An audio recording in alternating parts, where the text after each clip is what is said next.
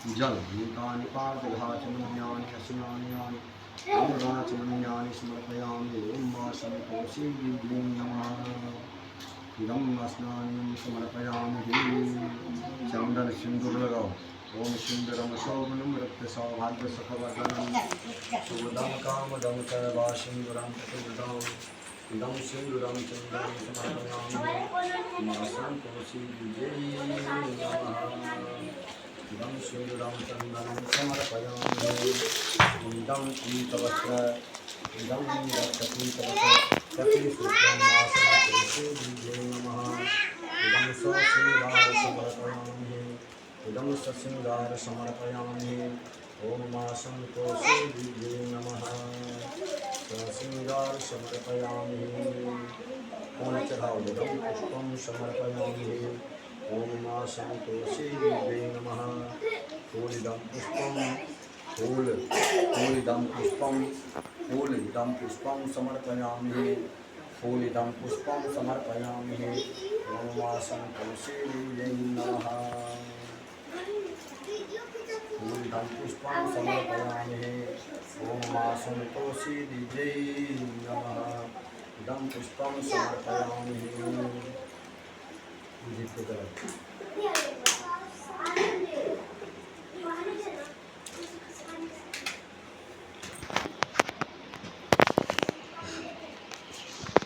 वजो ज्योतिर्ज्योतिः दीपज्योतिः दर्शयामि ॐ मासं तुलसी दिव्यै नमः दीपज्योति दर्शयामि हाथ धो लो इनका पानी लेकर हाथ धो ओम ऋषिकेशाय नमः तुलसी का पत्ता देवानां भूपयं विगतां इदं द्रौपदी दर्शयामि ॐ मासं तुलसी दिव्यै नमः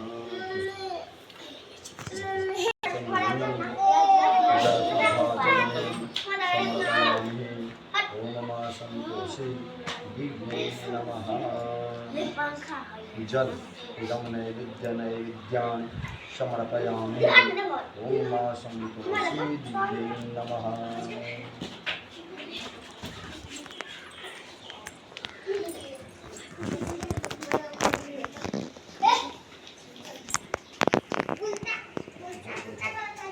इदं तुलसी दलानि समर्पयामि नैवेद्यानि समर्पयामि नैवेद्यानि समर्पयामि मासं तुलसी दिव्यै नमः इदं ध्यानार्थपुष्पाञ्जलि समर्पयामि मासं तुलसी दिव्यै नमः संतोषी माता को कुछ पैसा जमा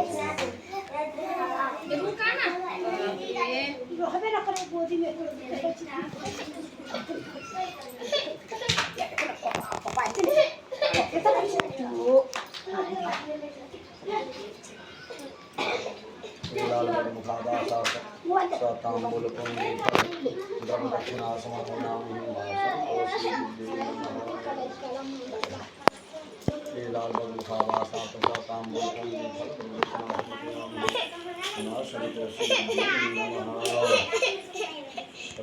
चना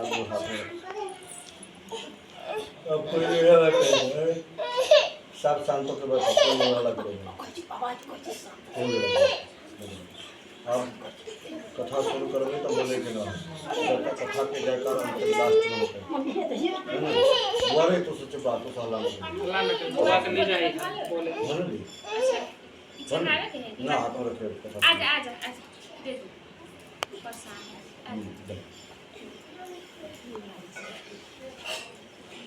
प्रेम से बोलिए गणेश जी महाराज की जय मैया पार्वती की जय बाबा भोलेनाथ की जय संतोषी माता की जय जय जय सीताराम। संतोषी माता की व्रत कथा।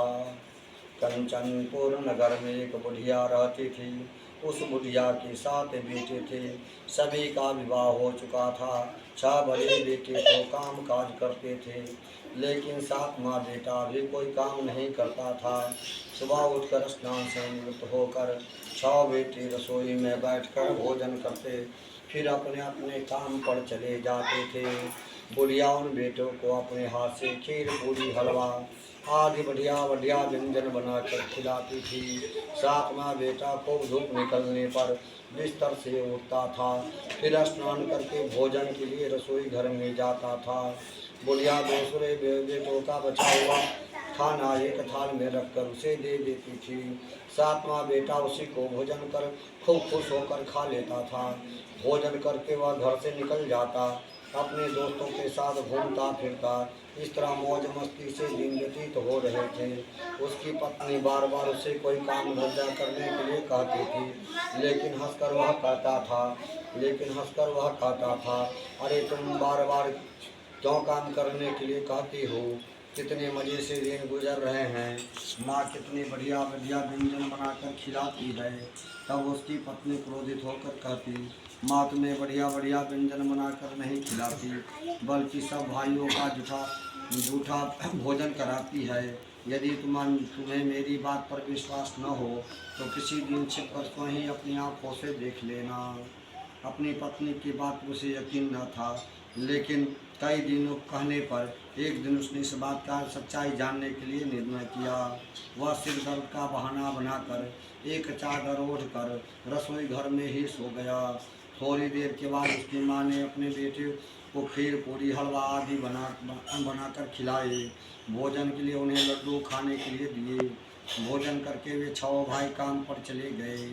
उनके जाने के बाद बुढ़िया माँ ने उनकी थाली से बचे हुए भोजन को एक थाली में रख लिया।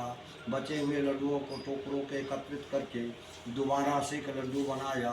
उसके बाद बुढ़िया माँ ने साथ में बेटे को भोजन के लिए कहा। उसने सोते हुए चादर के नीचे से सब कुछ देख लिया था। वह उठकर बोला, माँ मुझे भूख नहीं है, मैं परदेश जा रहा हूँ। बुढ़िया माँ ने कहा, कल जाना हो तो आज ही चला जा। बुढ़िया माँ के कठोर वचन सुनकर वह तुरंत प्रदेश जाने की तैयारी करने लगा। चलने से पहले वह अपनी पत्नी के पास गया। उसकी पत्नी गौशल्य में गोबर की कंडे को थाप रही थी। उसे जाकर अपनी पत्नी से कहा, हम जावे परदेश को आवेंगे कुछ काल, तुम रही हो संतोष से अपने धर्म को पाल।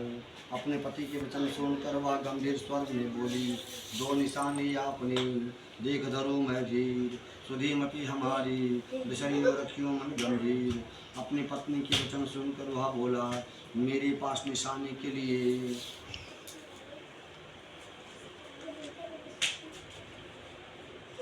बस एक अंगूठी है, सो ले लो और इसे अपने पास बस एक अंगूठी है, इसे अपने पास रख लो। लेकिन अब तुम भी अपनी कोई निशानी मुझे दे दो, ताकि मैं परदेश में इस निशानी को देखकर तुम्हें याद कर सकूं। अपने पति की बात सुनकर वह बोली कि हे नाथ, मेरे पास निशानी देने के लिए कुछ भी नहीं है। फिर कुछ सोच समझकर उसने गोबर के हाथ से उसकी पीठ पर थाप लगा दी। सातवां बेटा अपनी पत्नी की उस गोबर की थाप की निशानी को लेकर परदेश के लिए चल पड़ा। कई दिनों की लंबी यात्रा करके वह एक सुंदर विशाल नगर में पहुंचा। वहां उसे कई दुकानदारों से नौकरी देने की प्रार्थना की, लेकिन सबने उसे परदेशी जानकर उसकी प्रार्थना को ठुकरा दी। निराश होकर अंत में एक सेठ की दुकान पर पहुंचा। उसने सेठ को भी नौकरी देने की प्रार्थना की। सेठ को एक नौकर की ज़रूरत थी। उस सेठ ने उसे तुरंत नौकरी पर रख लिया। उस दिन उसकी बहुत बढ़िया बिक्री हुई और वह उस लड़के से बहुत खुश हुआ। कुछ दिनों में उसे अपने सेठ का सारा काम काज संभाल लिया। उसके व्यवहार से आने वाले ग्राहक बहुत प्रसन्न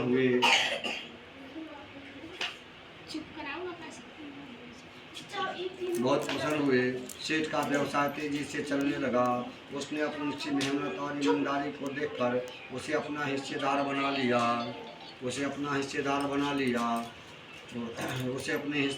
लिया। वो कुछ दिनों में सेठ का सारा काम संभाल लिया। उसके व्यवहार से आने वाले ग्राहक बहुत प्रसन्न थे। सेठ के व्यवसाय तेजी से चलने लगा। उसकी मेहनत ईमानदारी को देखकर उसे अपना हिस्सेदार बना लिया। कुछ ही महीनों में उस लड़के से बहुत सा धन कमा लिया। संयोगवश कुछ समय बाद सेठ को उस नगर को छोड़कर दूर किसी नगर में जाना पड़ा। अंत में अंत में सतह सेठ ने अपना हिस्सा लेकर दुकान उस लड़के को देकर चला गया। अब सारे व्यवसाय का मालिक वह लड़का बन गया। उधर बुढ़िया उस लड़के की पत्नी को बहुत दुख देनी शुरू कर दी। वह हर समय बहू को जली कटी बातें सुनाती रहती थी। वह बेचारी हर समय काम पर लगी रहती थी, लेकिन फिर भी उसकी जेठानियाँ उसे कुछ न कुछ बुरा भला कहती रहती थी। सुबह उठते ही बुढ़िया उस लड़के को पत्नी को जंगल में लकड़ी काटने के लिए भेज देती थी। उसे आटे से निकले हुए चोकर की रोटी बनाकर देती थी और नारियल की कटोरी में पीने के लिए पानी देती थी। वह बेचारी चोकर की रोटी खाकर फिर भी किसी से कुछ नहीं कहती थी, बस उसे अपने भाग्य का लेखा सोच समझ कर चुप रह जाती थी। एक दिन वह जंगल से लकड़ियाँ काट कर लौट रही थी। रास्ते में संतोषी माता का मंदिर मिला। उस मंदिर के पास लकड़ियों का गट्ठर जमीन पर रखकर कुछ देर आराम करने के लिए रुकी। मंदिर में उसने बहुत सी स्त्रियों